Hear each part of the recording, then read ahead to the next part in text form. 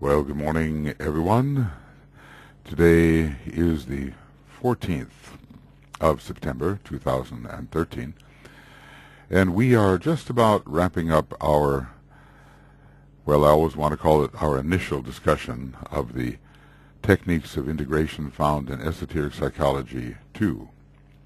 We're on page 376, and we actually have completed the discussion of the stanza for the seventh ray per se.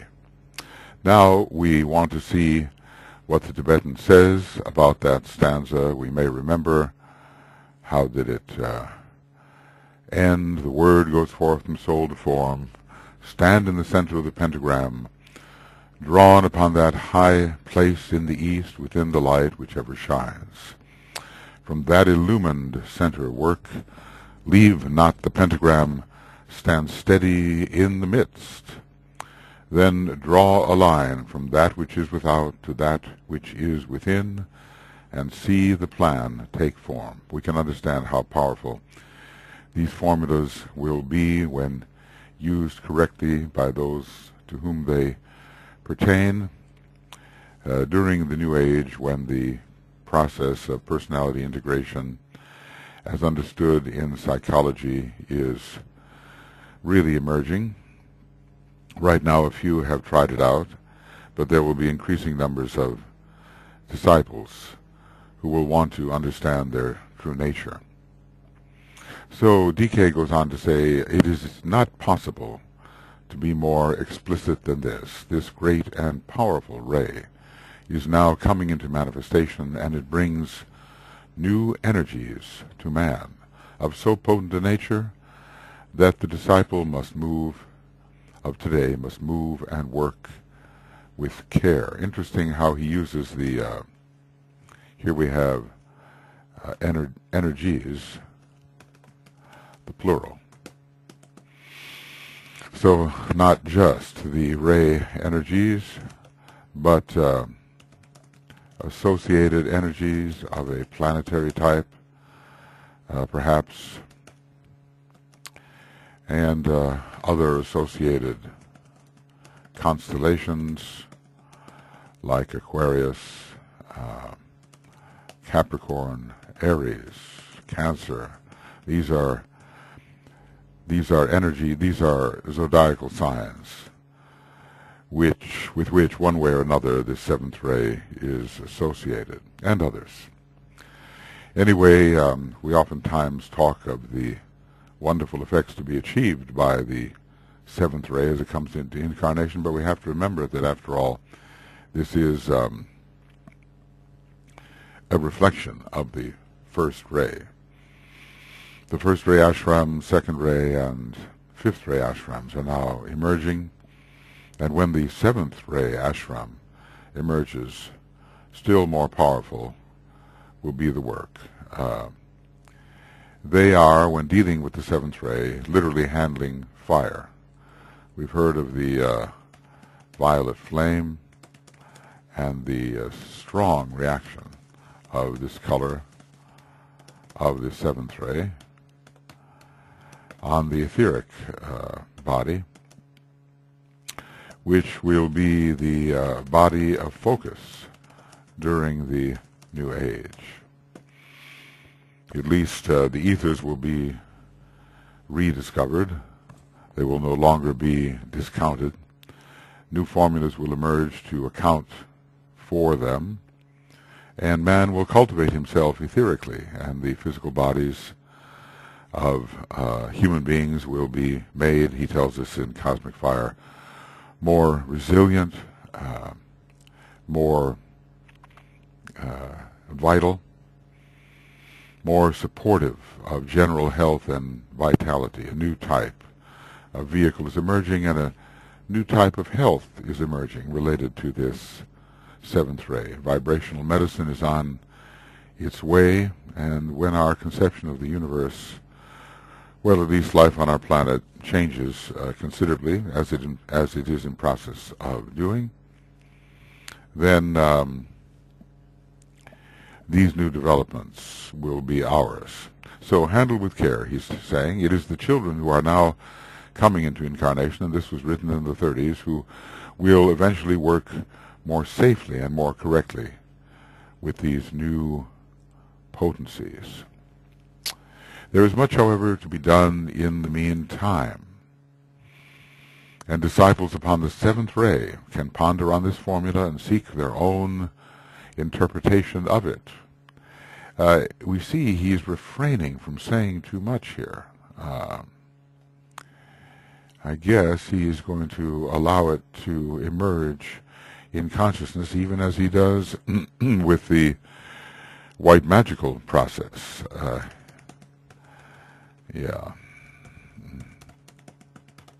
Allowing the understanding of this formula to emerge through pondering. Again, he will not give us in a explicit manner the integrative word, so they can seek their own interpretation. Endeavoring, first of all, to stand in the east, within the protection of the pentagram. And, to an extent, the pentagram has to be understood as the soul. To stand in the east, is to stand within the light of the soul. Yes, to stand within the light of the soul. Let's see. I'd like to. So, as I have said before, whether we're speaking of focusing within a mental pentagram which is illumined by the soul, or better yet, within the actual causal body, which is the still higher pentagram, we cannot leave the protection of the pentagram. We cannot leave the protection of soul understanding, soul awareness and understanding. And as he realizes the tasks to be carried out and the nature of the work to be done by the seventh ray worker, and appreciates the fact that it is the magical work of producing those forms on earth which will embody the Spirit of God, and in our particular time, this necessitates the building of new forms, we can say, with the help of the revitalized and understood etheric body. Each seventh ray disciple, and notice basically he means here those whose soul is upon the seventh ray, will see himself as a relating agent. Well, how does it begin, doesn't it? Relating agent. He says in the very beginning, I seek to bring the two together. The plan is in my hands. How shall I work? Where lay the emphasis? So there are different ways of working with the energy of relationship, and here particularly the different aspects of the human being in the vertical sense are brought together by this skillful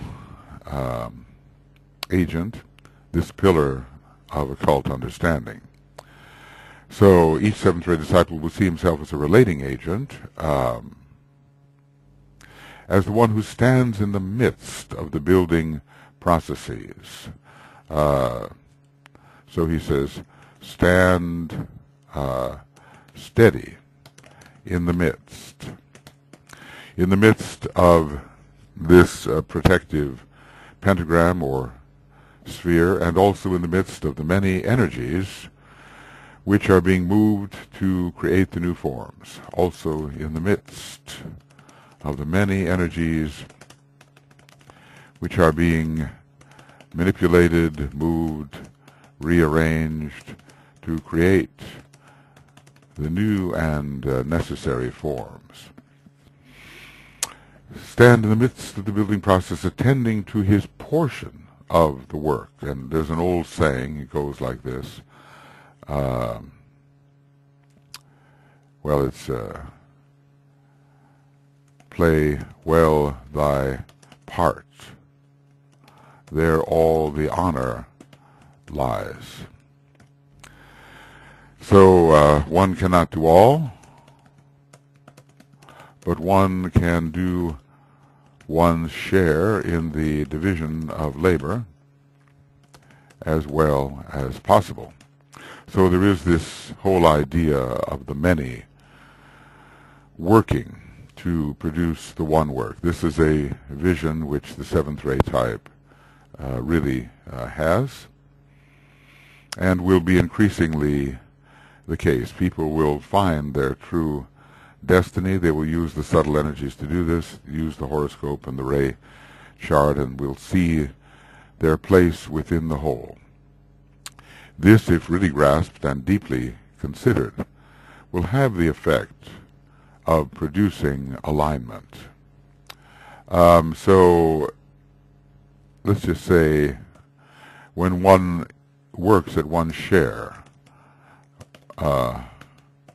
properly, at one's share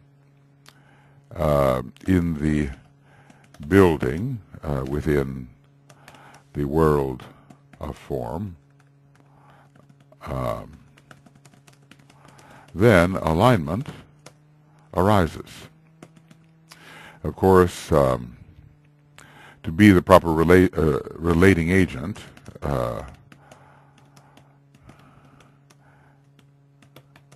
one must already have some soul orientation. It's not as if this dawns suddenly, and to a person who is completely material in his consciousness, there comes alignment with the soul. It's already, remember that these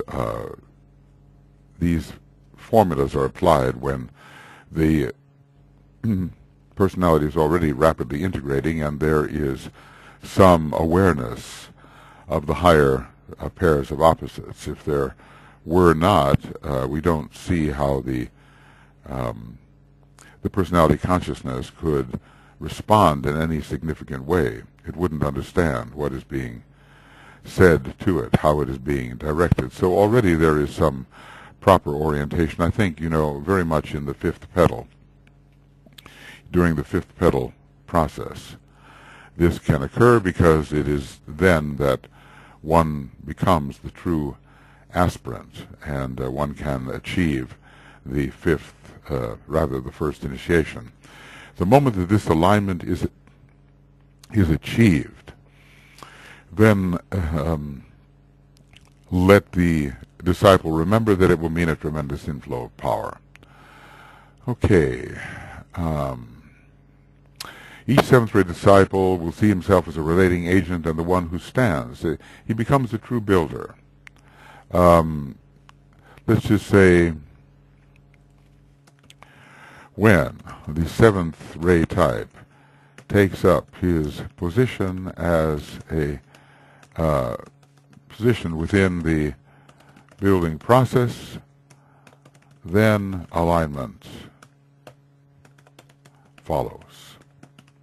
And this is followed by a great inflow, and we presume this will cause the crisis as it has been before. When we're bringing the higher agent in touch with the lower and individual center, then crisis arises. So the moment that this alignment is achieved, then let the disciple remember, and I presume here that DK is sounding a note of caution in relation to this very powerful ray, that it will mean a tremendous inflow of power, of energy from both the aligned points, from both directions, converging upon him as he stands at the midway place. This is interesting.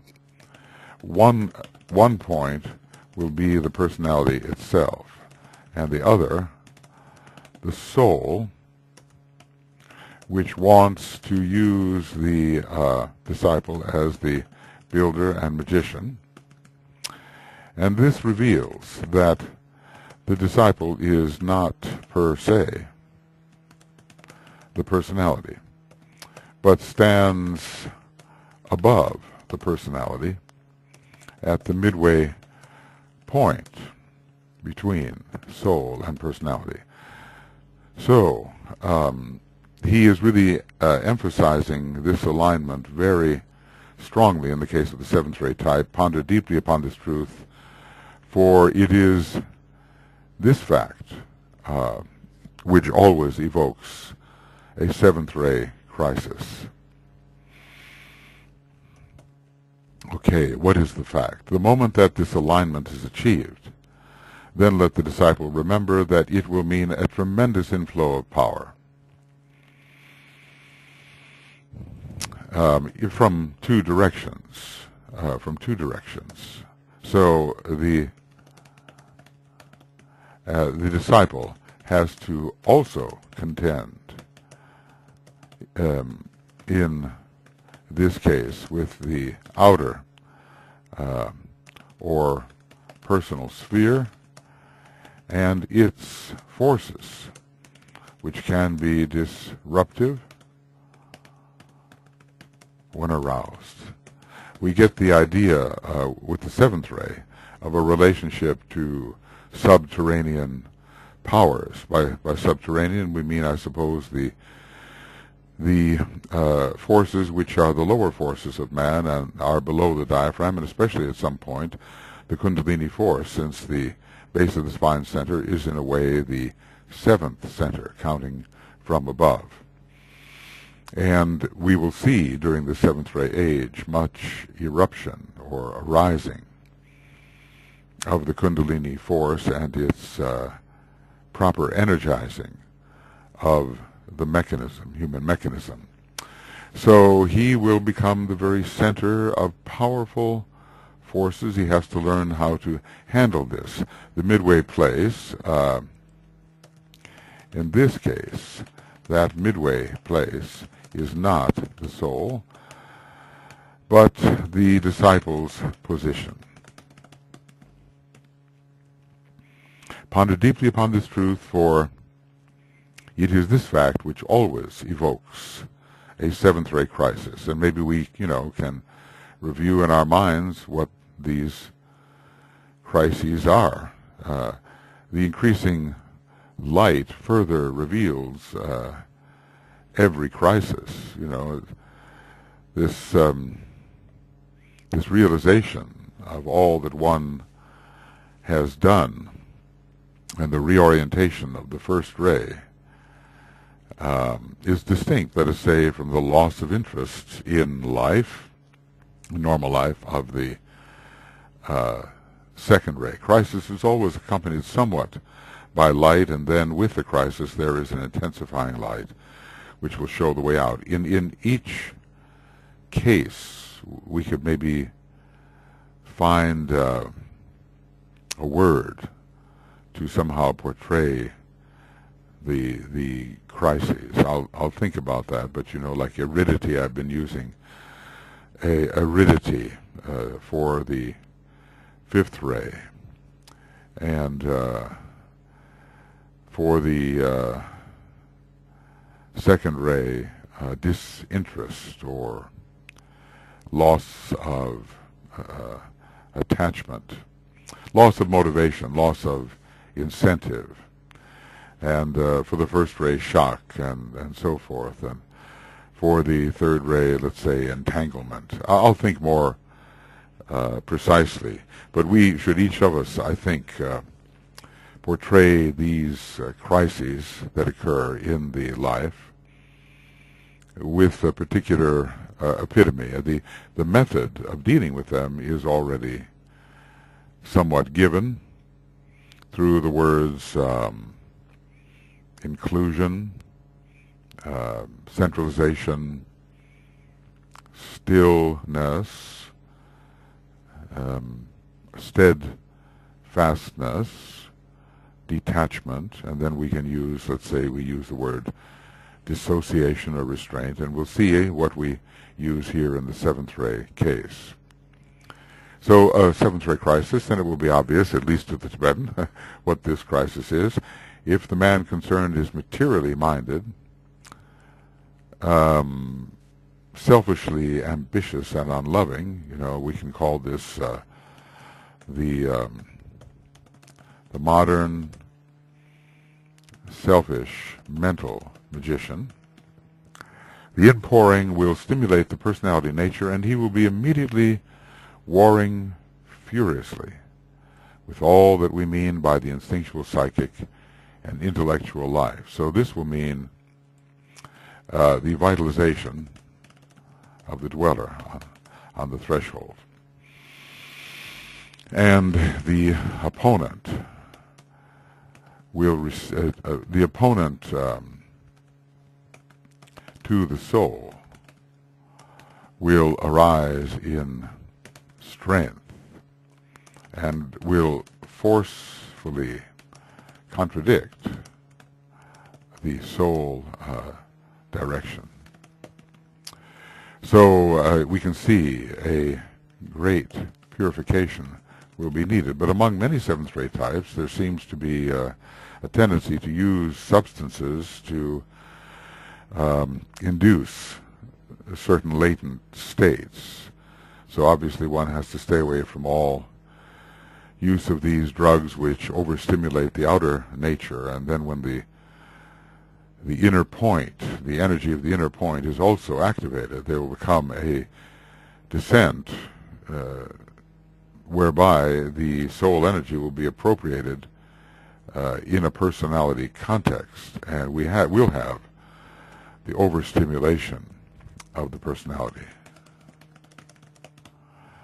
Warring furiously. Obviously the man wants to build properly, but there'll be all kinds of lower tendencies. The subterranean powers,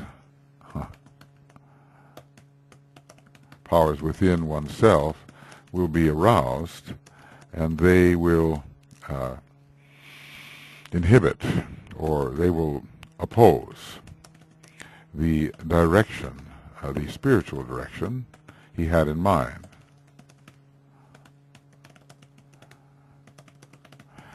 When all these three are stimulated, the instinctual, psychic, and intellectual nature, I assume that's what he means, the three personality powers, the disciple is off for a time, swung off the center, and let's just say swung out of the protective pentagram into a maelstrom, a veritable storm, a swirling storm of magical work of the lower kind. Sex magic and many forms of black magic, which is the prostitution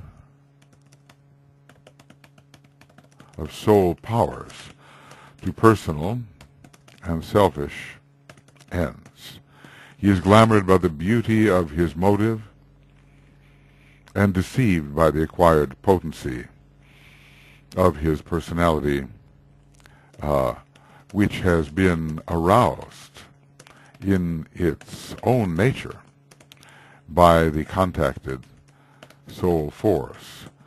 So purification is needed.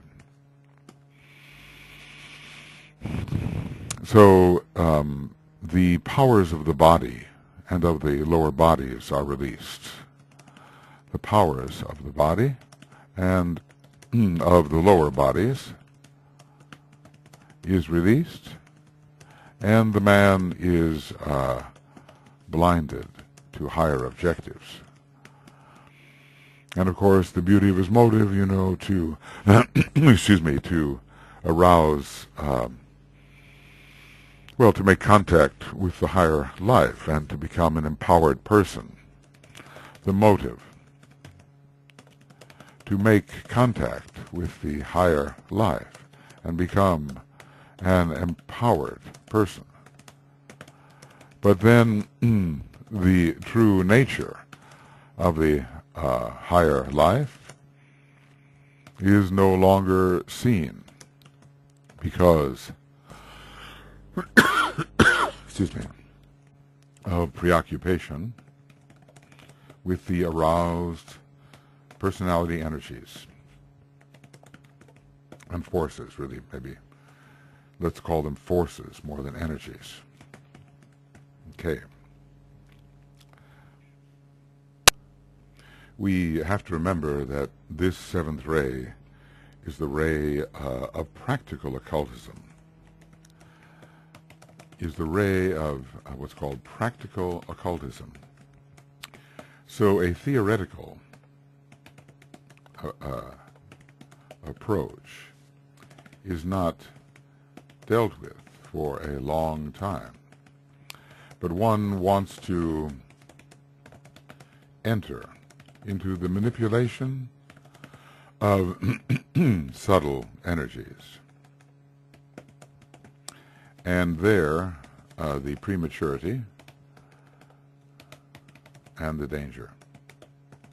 I've often seen it to be the case, well, of course, second-ray types, they study maybe too much, too much study without taking action. But the seventh-ray type I've seen says, well, let's get practical about this. Let's really start doing something. Insufficient study before taking action. The two approaches can somewhat correct each other.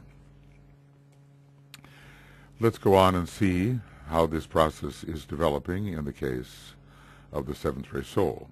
If, however, he is warned of the danger and aware of the possibility of arousing the lower nature through its impurity and his wrong motivation, he will stand steady at the center within the mystical pentagram, the place of power, the place of illumination.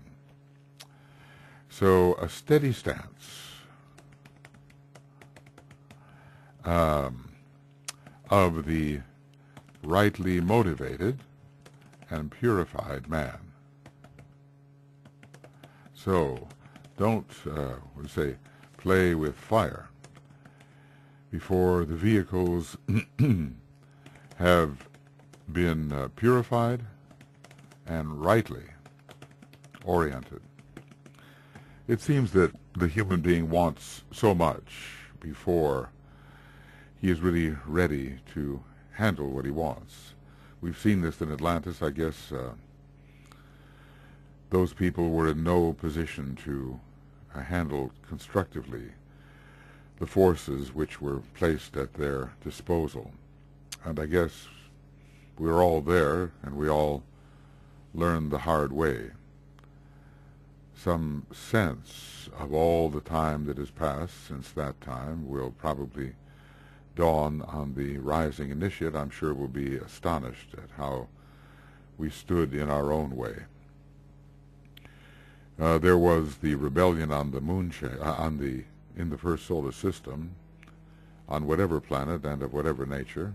He said there was a group that was inclined to rebel, which I think meant to go against the prevailing intention of the solar logos. Then there was in our solar system the failure on the moon chain. Then there was the great battle in Atlantis between the forces that preferred those former methods and orientations and those that were trying to get with the program presented in our fourth chain and in our soul-oriented solar system. So we've had our fair share of self-destructive behavior, we as a race, and self-delaying behavior. So a steady stance and the power there, interesting, to suffer until the light in the east rises upon his darkness, discovering him still at the midway point. He is the crisis is followed by light if there is a steady stance in the in the presence of the soul, and a refusal to swing actively into magic.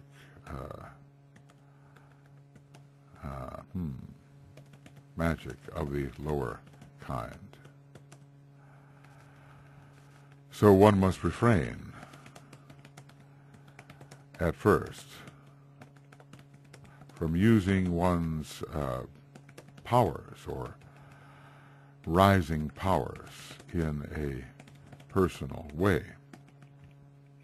And I suppose, what is this suffering based upon? You know, one becomes a vessel of transmutation and must bear the process without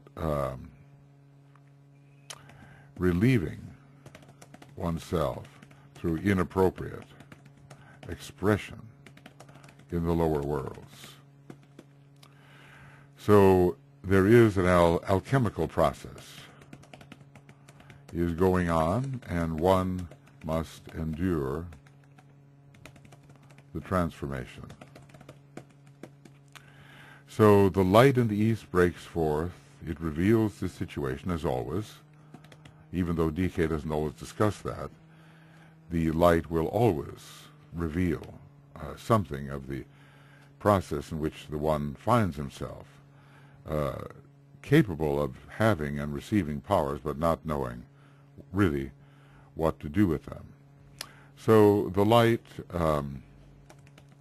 will reveal his present condition, but also give him the right, and this is the word I've used, orientation towards the soul and its powers and its motives and intentions. So his darkness as a personal magician will be revealed to him in this light he is invoking through his standing still in the midst of soul presence. Let's just call it that. And a revelation will come. And as DK is being very specific here about when it comes, then comes the revelation of the plan, for this has ever to be the motivating power of the seventh ray. So let's just say, well, I'll make this a little bit purple, put it in a color of the seventh ray, because it's so important here for the seventh ray type. Then comes the revelation of the plan, for this is ever to be the motivating power of the seventh ray disciple. When DK is not saying too much, he's just giving the outline here of what this process may be, assuming that the types to whom it pertains will be able to grasp with clarity what the phases are. When he refuses to apply his incoming powers selfishly and refuses to get caught up in the maelstrom of glamour, illusion, and Maya, glamour, and illusion, then the growing light will bring revelation of another way, the right way. How shall I work? The right way of expressing and implementing the divine plan. So he will have vision. Whereas if he had chosen incorrectly, he would have only activity of a consciousness obscuring type. He would distance himself from his inner center. He has to find his center within the soul. But,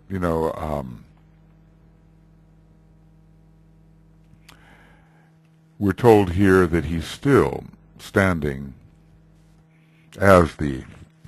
he's still at the midway point. He's still at the midway point. He is still the disciple. He is still the soul in incarnation, or the disciple.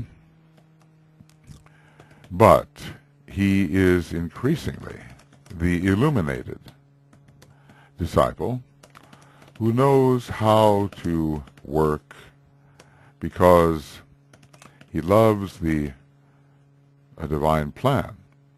He loves the divine plan and can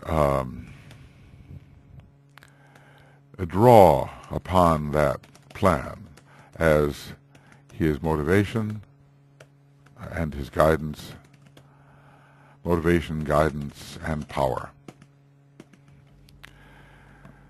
So, if he will refrain. But you know how it is. I mean, you see this among would-be magicians today. They want to start doing something right away.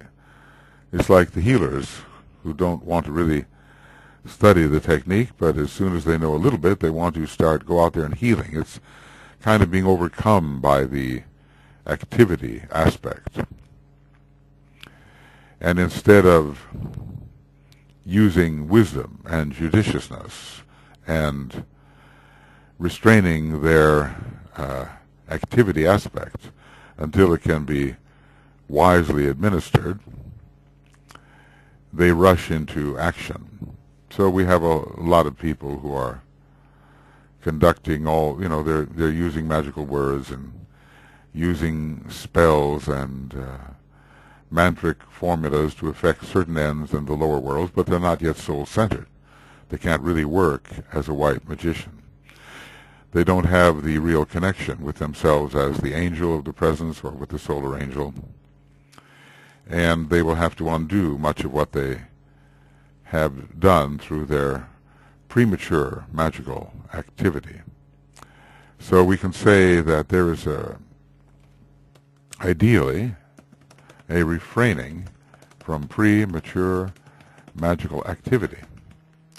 I guess we will see quite a number of examples of people who rushed in where angels feared to tread and began dealing with rising powers, thinking that their rising powers of the personality may well be magical powers, and beginning to apply those.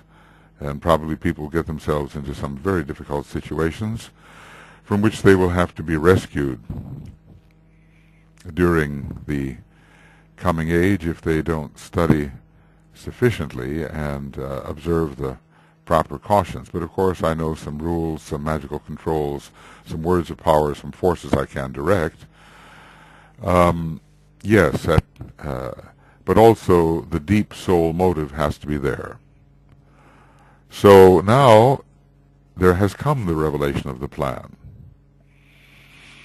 The plan is maybe most important in the consciousness of the seventh ray worker. How shall I work? Love not the work, let love of God's eternal plan fill your consciousness, control your life, your mind, your hand, your eye. All of us should really be plan controlled, and our service of the plan is even in a way more important than our service of those whom the plan serves, because if the plan is rightly served, all will be properly served. And our last service is of those who serve the plan. Sometimes we imagine, well, let us serve the hierarchy first. Well, we'll do that if we really serve humanity properly according to the divine plan.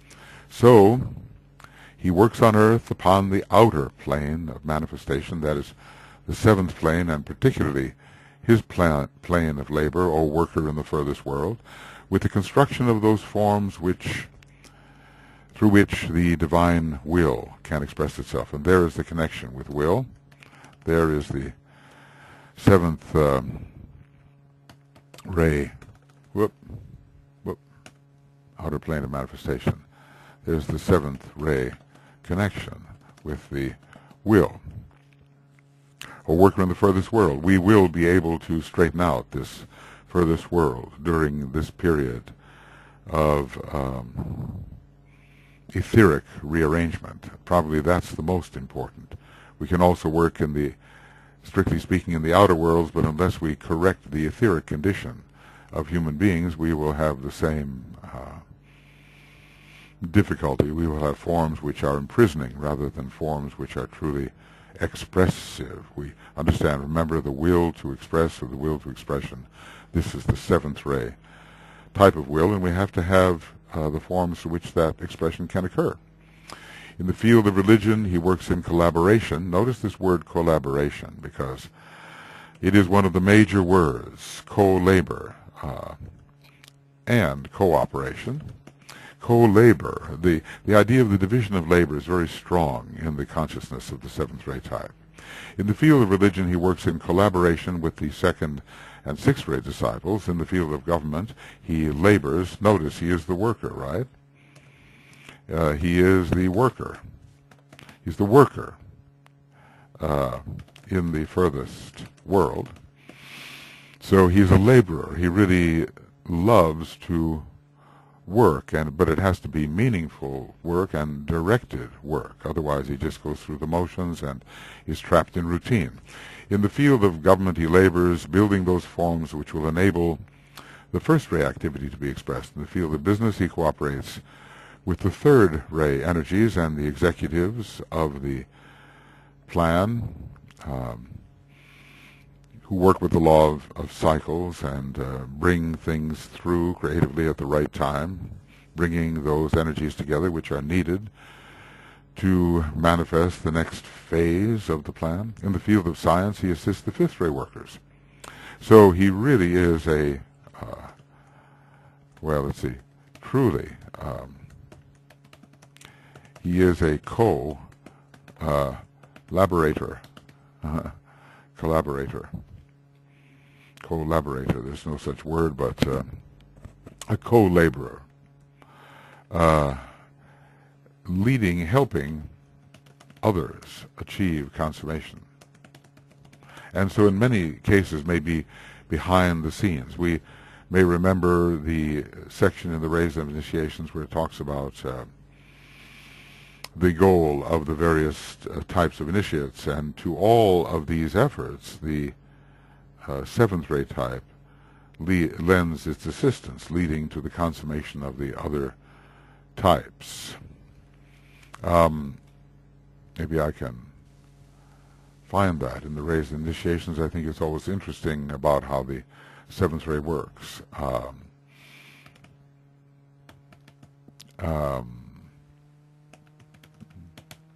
Positivity. So here it is. The preservation of values is the task of the initiate of the first ray. The attainment of positivity is the goal of the initiate of the second ray, and he who works upon the third ray must reach the path from here to there. It sounds so Mercurian, doesn't it? The initiate of the fourth ray arrives at the will aspect when conflict steps into its rightful place and causes no undue concern instead of reactivity. These four attainments mark the goal for men and sway them all upon the lower point of consciousness. These goals affect the way we, in our lower points of consciousness, are to orient ourselves towards the divine will. The ray of vision and of application indicates the way direct. Well, vision indicates the way direct. Application is of the fifth ray. Evokes the will to follow, which is the sixth ray again, and welds the love of God and the love of man. The welding force, interesting. The heating up of matter under Vulcan, a kind of a fifth ray process here, and welds the love of God and the love of man and all that breathes into the purpose underlying all. And the fifth ray will do this when it scientifically brings together the soul and the personality and towards, and this is the point, and towards the purpose and its earthly consummation. the seventh ray gives all it has. This is a marvelous paragraph, and one that should be remembered in terms of enunciating the goals. It's on page 507 of the rays and the initiations. So let's say remember,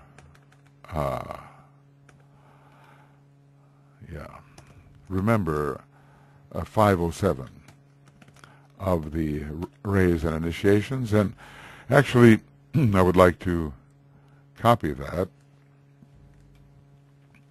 this particular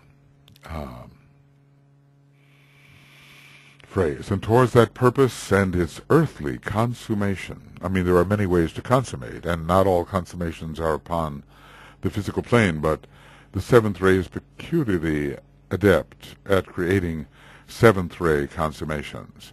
And towards that purpose and its earthly consummation, the seventh ray gives all it has. He, the seventh ray disciple, is the expression of the builder and the creator, bringing into outer manifestation God's plan. You know, and when we speak of the blessed ones, with this blessed one, release must come and work, through work. And the blessed one stanza will tell us something important here.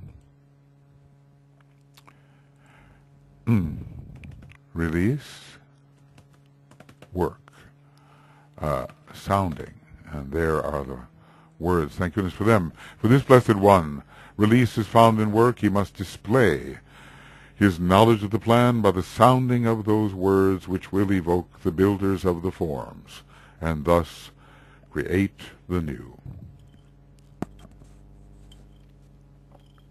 Okay. He is the expression of the builder, the creator, bringing into outer manifestation God's plan. He begins, however, with himself, and seeks to bring the expression of the plan of his soul in his own setting and worldly situation. And we must always make sure that what we seek to do in the world we can do within ourselves. So, whoop. It's a no and a no. There we are. So, what we seek to do within the world, we must be able to do within ourselves. So, this seventh ray type knows the meaning of example and setting that example. Until he can do this, he is unable to stand in the east within the pentagram.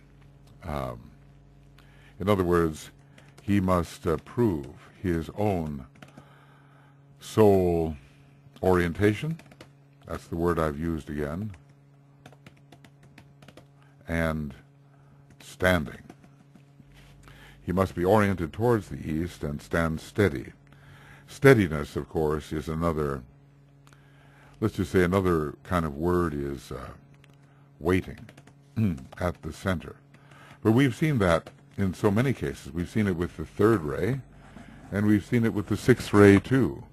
Standing at the center and refraining from the premature application of the activity aspect until one knows, really knows, what one is doing. All right, it is occultly said that the pentagram is open and a place of danger when the disciple knows not order within his own life. So order, right rhythm, right purification, and when the ritual of the soul is not imposed and its rhythm is not obeyed, then we would have chaos and a misarrangement of energies. So bringing all into correct and responsive order, listen, O worker in the furthest worlds, to the rhythm of the plan, rhythm of the times. Note the pulsation in the heart of that which is divine, right? Retire into the silence and attune yourself unto the whole. Then venture forth. Establish the right rhythm. Bring order to the forms of life, which must express the plan of deity. So, bringing right order into the microcosmic life. Bring right order into the microcosmic life. This is the first task.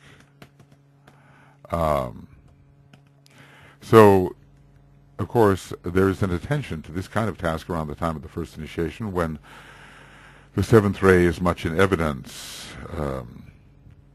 even through the mind, we are told, and also through the physical nature. So the attempt to do the right thing spiritually in the physical world is there at the first initiation, but it only grows as we go along, and the seventh ray type persists in its attempt to do this.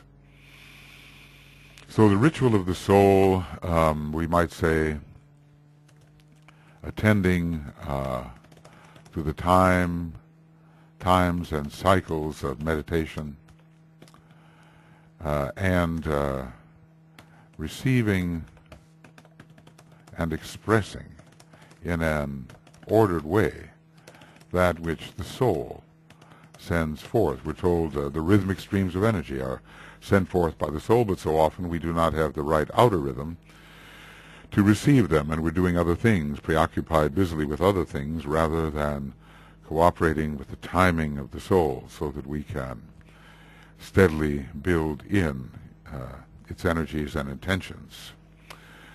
So the open pentagram is a place of danger, a place of disorder.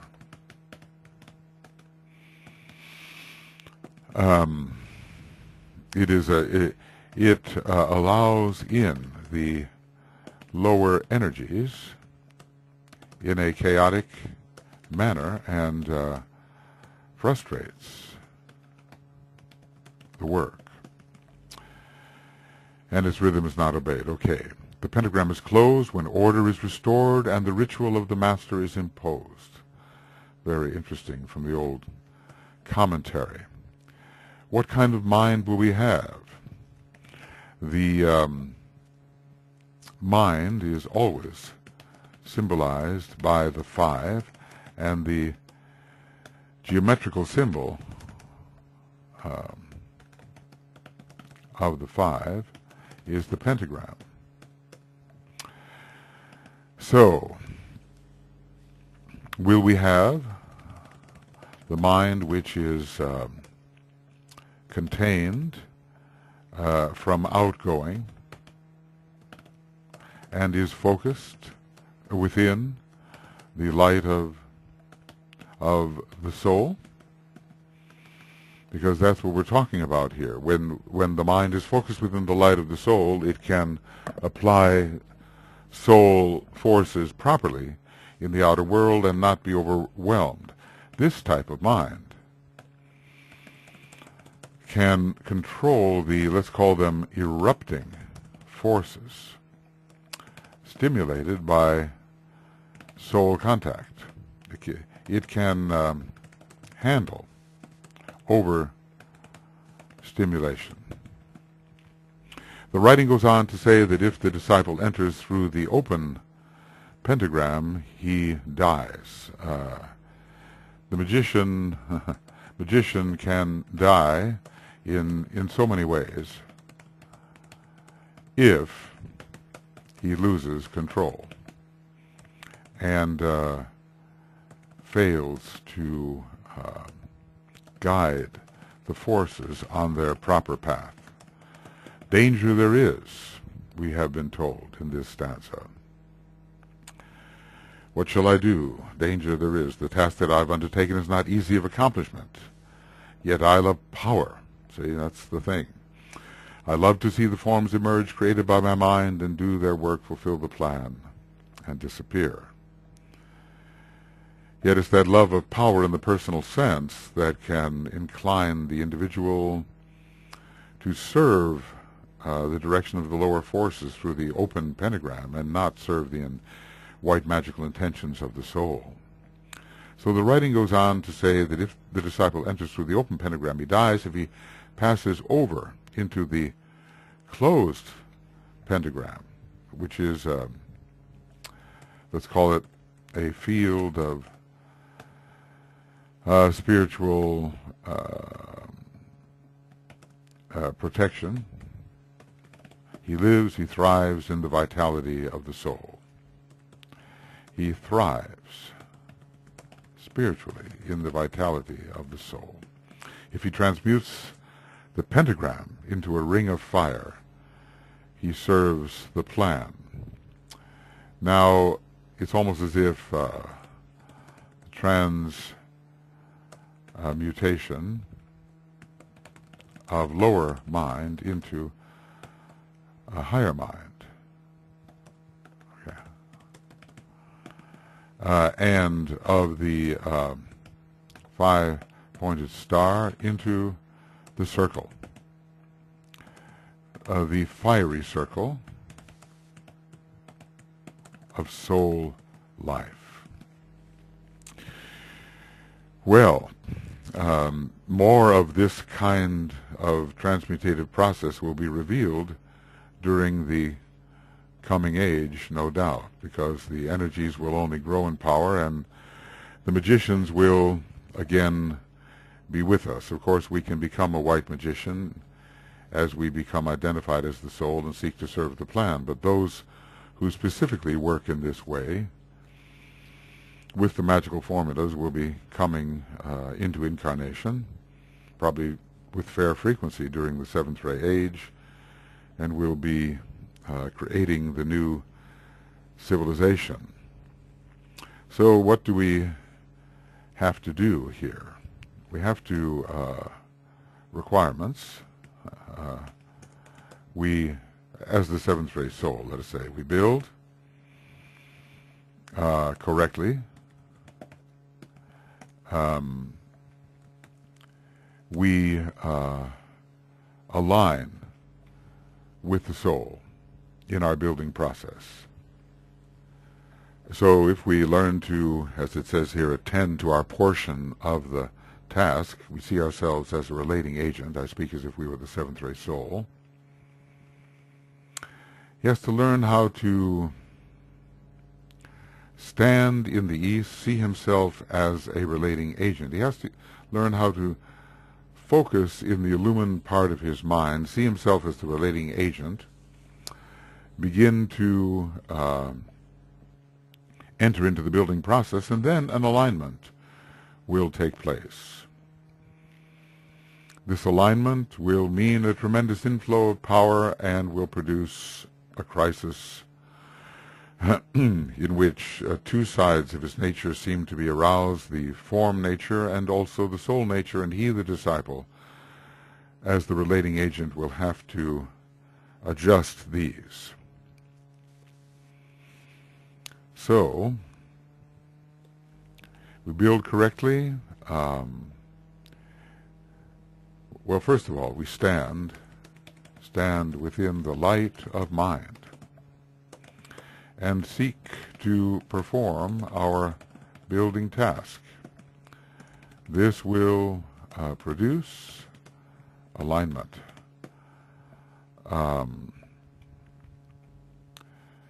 Seek to perform correctly our building task. This will produce alignment, and alignment, A-L-I-G-N, as usual, will produce a powerful crisis with the relating agent or magician at the midway point as the disciple or soul in incarnation, dealing with two highly energized centers. So there is necessary to handle this work. One must be rightly oriented, purified, non-material, selfless. So work upon the character is needed, a transmutation of the character, so that the forces of the lower self do not overwhelm the consciousness of the soul in incarnation, the disciple. So, then, as the energy enters from the soul, there must be a refraining from selfish work in the outer world, and a need to stand steady in the presence of and illuminating power of the soul, and suffer through the transmutation alchemical process. Well, when that occurs, and one is willing, one has to have the willingness to stand. Willingness to stand within the closed pentagram. It is even the standing in the right attitude that ensures that the pentagram is closed. If we cannot allow it to be open to the eruption of lower forces, but must always remain in control in the light of the soul. Then the light pours in and reveals all that is happening, and the next step ahead, which is to orient towards the soul. More specifically, it's like revolving on a pedestal of light. Because so often the magician is facing out, but as we learn in the law of repulse, there's a magnet that turns him round, and he faces the room unseen before, the room of ordered beauty, the room of the soul. Then comes, in the growing light, comes revelation of the divine plan, and of that which he must do to play his part spiritually. Before, he knew the part he could play in his own plans, the part he could play, let's say, more or less constructively in the world, but now his specific role in the great spiritual enterprise is revealed, and also the largeness of the divine plan. And I suppose that as he carries out the work, the great work, it's magic, the great work, which has been revealed to him, then integration will be the result. Then draw a line from that which is without to that which is within, and see the plan take form. And this signals the period of right integration. Well, the way the ACLRI process is presented in all these cases is different, and it has its subtleties, and DK is never quite presenting it in a strictly sequential manner. You see that suddenly you see you're in one of the phases that has been described as part of the alignment, crisis, light, revelation, and integration process. Suddenly you are there. and he has not necessarily announced that you are now in this process. The intensifying light may reveal defect, but it also leads to revelation, and the revelation is almost always of the divine plan. Maybe the light reveals. Let's put it like this: the light often reveals what the disciple must do within himself to express the soul in his own microcosmic nature. The intensifying light becomes revelation. This is the general condition, and revelation is always related to the larger picture or to the plan. So as soon as we have suffered the approach of the soul and the vision of that which the growing light reveals, because the soul is approaching, bringing more light, then the light will also reveal the way we must travel to leave behind the condition which was non-integrated and insufficiently spiritual. So we begin to take those steps. Let's say we take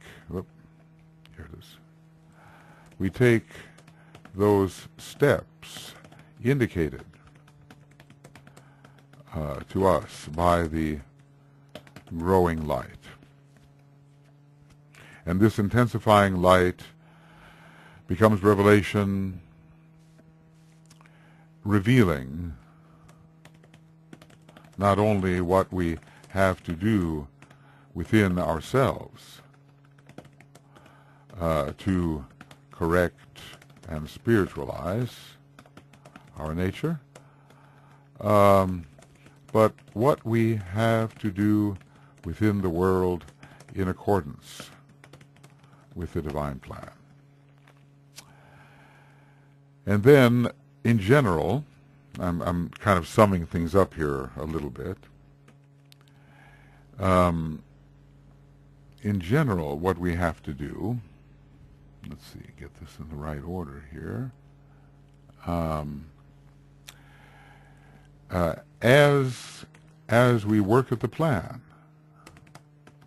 so as we work at the revealed plan, integration comes. So integration, because the soul is plan-oriented. A soul is plan-oriented.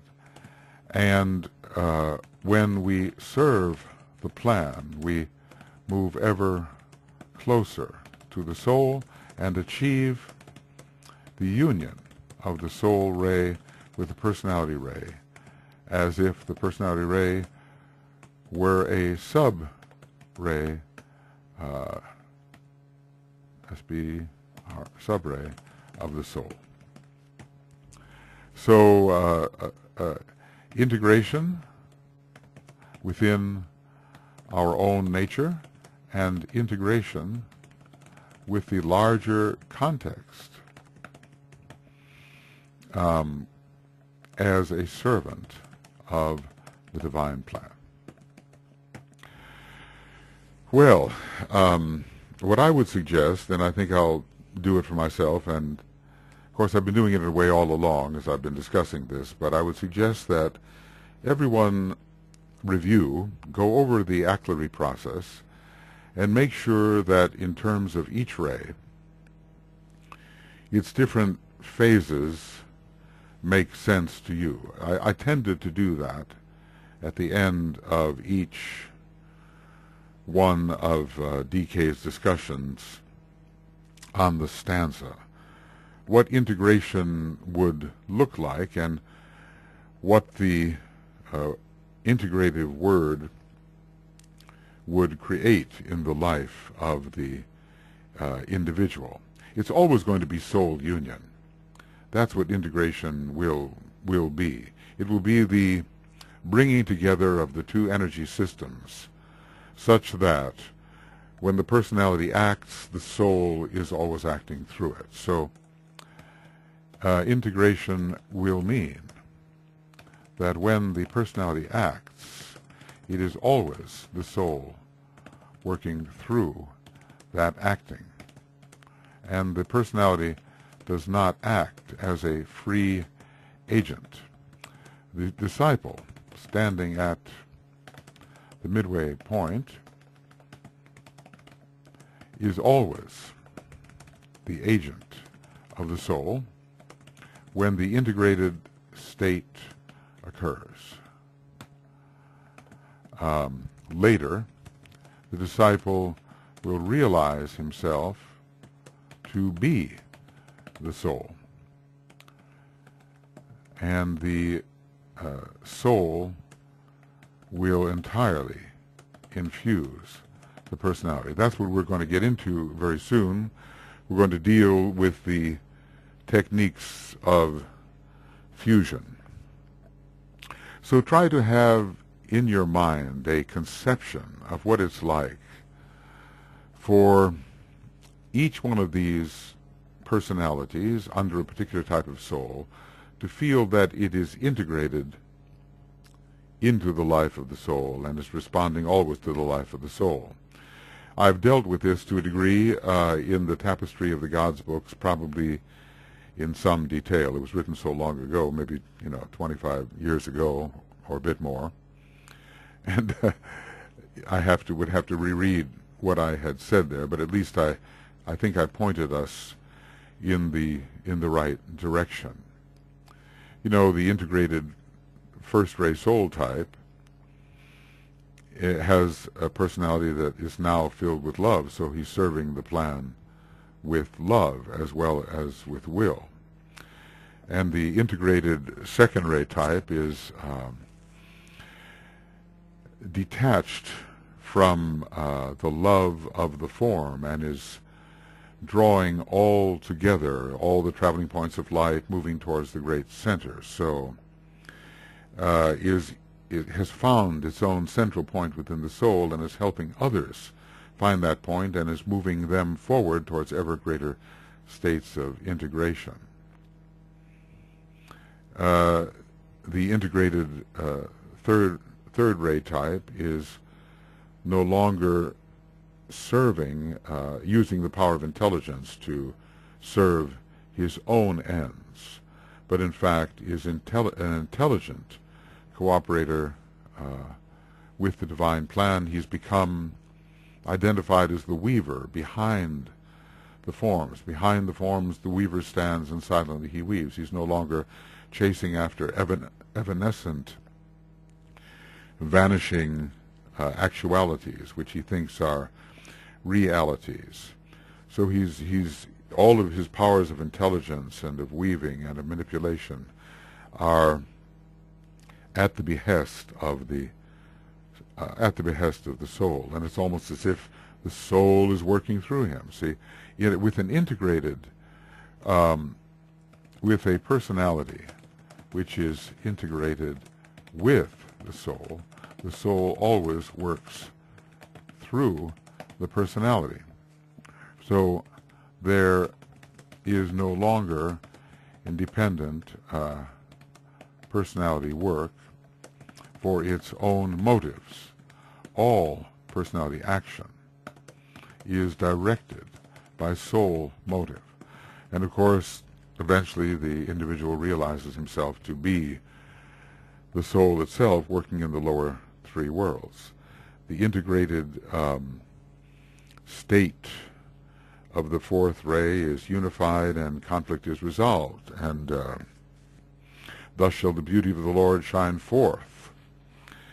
And always so, regardless of the conflicts in the immediate circumstance, all of which are seen as part of the peace process. These apparently warring energies are really energies which are misunderstood and have to express their tendencies in order for a larger type of peace, which is now appreciated by the single eye of the integrated disciple, in order for, let's see, I got myself a little tied up there, but there is a process of peace which can be appreciated by that single eye of the integrated disciple.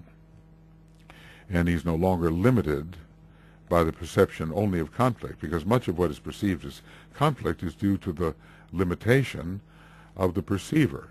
Differences are perceived as conflicts, but from a higher point of view, a higher vibration, having moved on a pace and seeing through the opened eye of inner vision, those apparently warring energies are really constructively assisting each other to create the greater harmony. So there is an elevation of understanding for this integrated fourth ray type. The integrated fifth ray type has mastered energy,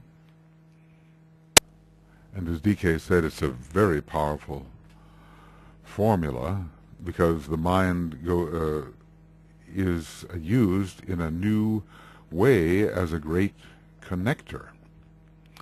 And the soul is revealed, the form is revealed, and the knower is revealed.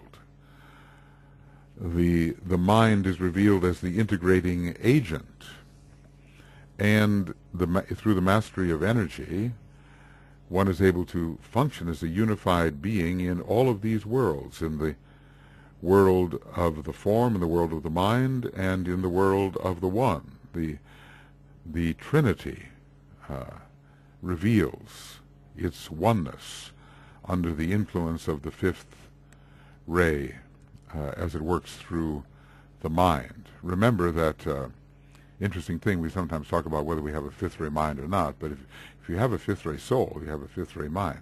And what I mean by that is that the soul ray expresses upon the plane of mind. It's the higher mind, okay. So the higher mind is expressing the fifth ray and is uniting the different factors of the nature, uniting the basic triangle. And the integrated fifth ray personality, the one that is blending the soul and personality ray, can be efficient in unsuspected ways in all of these domains, in the realm of the soul, in the realm of the mind, and in the realm of the form per se. A new connection is created, not just a mystical connection, but a truly occult and factually understood connection between soul and personality. And let us remember that the climax of the integration process has been said to be the union of the soul and personality ray, and that's also the climax of the fusion process, although let's say that in the fusion process maybe the personality ray emerges even more strongly as an example or an expression of the soul ray, as the instrument, the emergent expression of the soul ray. When we come here to the sixth ray, what is the integrated sixth ray being looking like? Well, there's so many admonitions here. All until the very end, the sixth ray type is being advised what not to do and what to do, but I think we will have the world savior here, the inclusive and practical idealist. Especially inclusivity comes about, because from the center all the different paths are valued, and one becomes an enthusiastic promoter of all ways to God. So the integrated six-ray type is no longer separative and narrow, but is a factor to promote the treading of the path for all types, on whatever path they may choose, all leading to the great consummation of the realized ideal of the soul. The ideal of the soul is love, inclusive love, as DK tells us here. The soul idealism, how does he put it? If he can realize that devotion expressing itself through the soul is love and inclusiveness plus understanding. So the devotee becomes the inclusive devotee and is devoted to the process by which all other souls discover their true status and their true unity with things. He's devoted to the working out of God's plan and devoted to the helping of others play their share, work out their share enthusiastically in God's plan by whatever means they may choose. And then finally, the integrated seventh-ray type is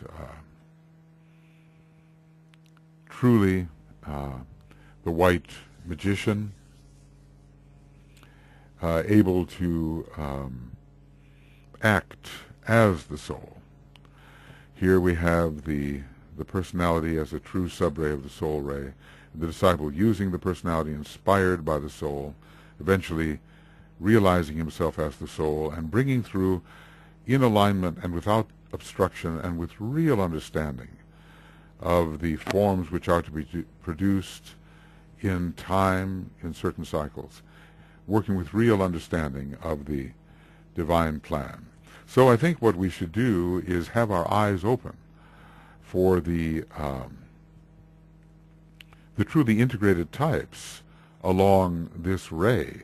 Do we these seven rays? Do we see them doing the kinds of things which DK has suggested the integrated type will do? Do we see them dropping their selfishness, any narrowness they have, any excessive exaggeration of traits which separate them from the divine?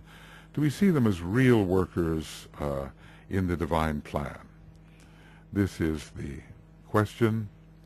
And let's just say all seven integrated types are working at expressing the divine plan with real understanding according to their ray orientation. So let us attempt to make sure that we are increasingly soul-integrated disciples, soul-infused personalities. We have the soul, the disciple, and the personality. Let us try to draw all three of them together according to the formula of integration which applies to us. And let us use the integrative words to correct the processes in which we have been engaged for so many millions of years and which have kept us confined into the lower three worlds. I'm going to stick with the word orientation. There might be a better word, but the idea is to be rightly oriented, to stand within the closed pentagram, oriented toward the soul and oriented towards the world at the same time, and being a true conductor in the best possible ritualistic form of the intention of the soul as it seeks to see the plan manifested through its sub-ray, through its disciple in the three worlds. So let us find our formula Let us work through it step by step and see where we are in the working through. Let us not be content to leave the formula in the condition of symbolism, but let it have an immediate practical application to our process of living and serving in the lower three worlds. I mean, do you find yourself doing what the summary phases of the formula indicate that the integrated individual will do, the soul integrated individual? And if not, where are you and what have you yet to do in the process to essentially reorient yourself toward the soul and to become a true instrument of the soul? Where exactly are you in the orientation process or in the reorientation process? Of course, I would say, we'd all have to be pretty far along to be taking a sufficient interest in these integration formulas to determine where we actually stood. So if we're really going to study these things to determine where we actually stand, chances are that we are nearing some of the climactic phases which show a spiritual union rather than, well, maybe skillful but still separative action in the outer world. And in the case of the third ray and the sixth ray, there's a real wagging finger there, because they are both rather caught up in their pursuits and rather blinded by their own activity. So we have had the opportunity to study this work. It always seems to me in a somewhat superficial manner, unfortunately, but at least sufficient enough to give an indication of how we might proceed when we find ourselves on a particular soul ray, and how we might understand others through our study of their rays and understand what their process is if we intend to work as esoteric psychologists. So this is the end of Techniques of Integration Webinar Commentaries number 17, Esoteric Psychology 2, and I suppose we have whatever page we are finally on, page 378. And we will go on to the techniques of fusion and duality, about which he doesn't say too much. All of these techniques are really, in a way, overlapping each other, and the many stanzas from the old commentary which deal with the process of a particular ray fill in the blanks for other similar processes. The different stanzas point to each other and sometimes can give the important words and thoughts for something that DK only touched on very, very lightly. You've seen how often I've gone to the Blessed One stanzas, even the Angel of the Present stanzas, and also the Law of Repulse stanzas to fill in here when we're dealing with the integration. But remember, integration is no small thing. It really does climax after the third initiation, just as fusion does, with the complete blending of the soul and personality ray. Fusion takes it a bit further, but we've seen that what he talks about as a climactic condition, the blending of these two rays with the personality ray as the subray of the soul ray, happens in both instances. We'll study that further as we go along. So the most important thing, think about where you are, think about your soul ray, think about the degree to which you are integrated and have made this personality ray, whatever it may be, a subray of your soul intention, and think about the corrective measures you've had to go through in order to do that, and whether you're still in this process of correction or whether you're really coming home into the fuller expression of integration as indicated at the end of each stanza. So what I think we should do now is simply do the great invocation together at the end of this section.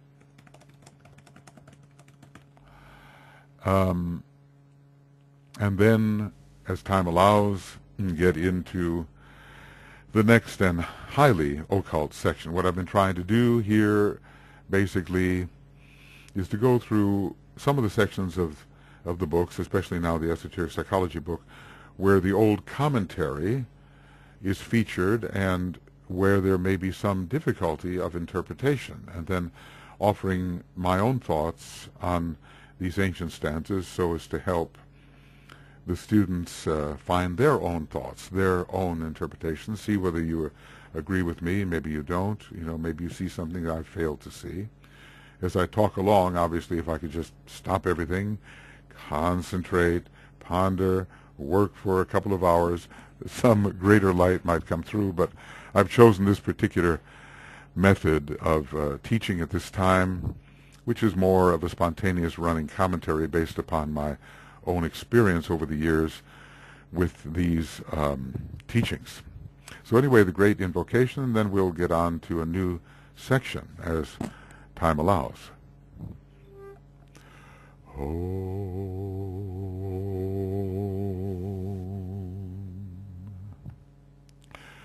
From the point of light within the mind of God, let light stream forth into the minds of men. Let light descend on earth. From the point of love within the heart of God, let love stream forth into the hearts of men. May Christ return to earth.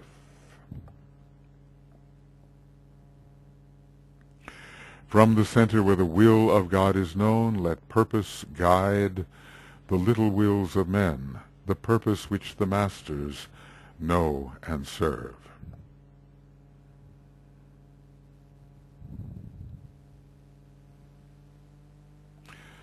From the center which we call the race of men, let the plan of love and light work out, and may it seal the door where evil dwells.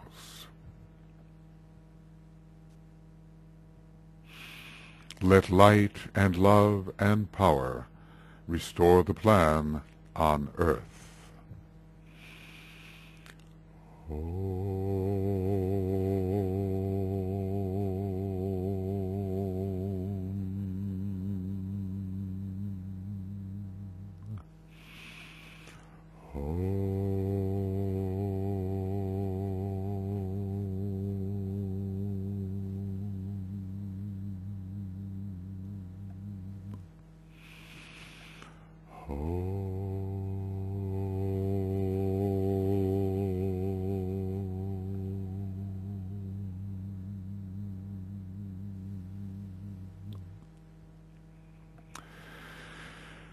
Okay, friends, lots to study. I feel like restudying it myself right now, and feel like reviewing the ACLRI process and making columns for every stage.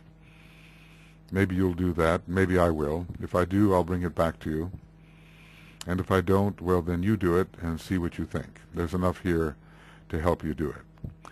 Okay, we'll be back to you with the discussion of the techniques of fusion. See you then.